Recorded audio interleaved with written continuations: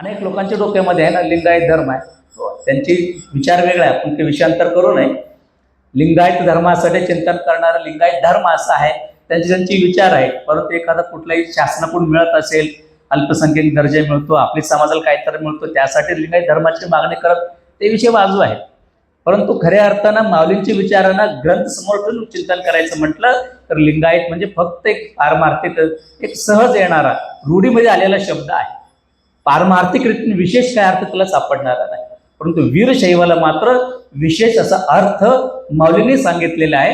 तर तो वीरशैव कोण आहे, तो वीरशैव कसा असतो, वीरशैव कुणाला म्हणायचं, तर माऊलीने 3रा अध्यायामध्ये एवढं व्यवस्थितपणे सांगितलेलं आहे. मी त्या एक ओवी घेतलं तर आता म्हटलं ना खूप वेळ होणार आहे, पण फार ओवी घेणार नाही, एकच सांगून जातो. माऊलीच्या भाषेमध्ये म्हणजे गुरु आणि लिंग जंगमाची सेवा कोण करतो तो वीरशैव आहे.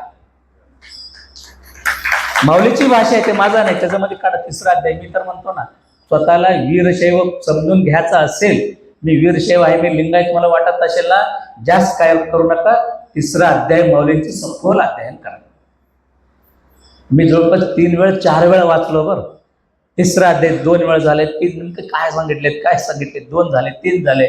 मग शेवटी मला शेवटी वाचून तर लक्षात आला, सर्व काही ओव्या घेण्यापेक्षा एकच वाक्यात सांगायचं म्हणजे माऊलीचीच भाषेमध्ये गुरु आणि लिंग जंगमाची सेवा कोण करतो तो वीरशैव आहे.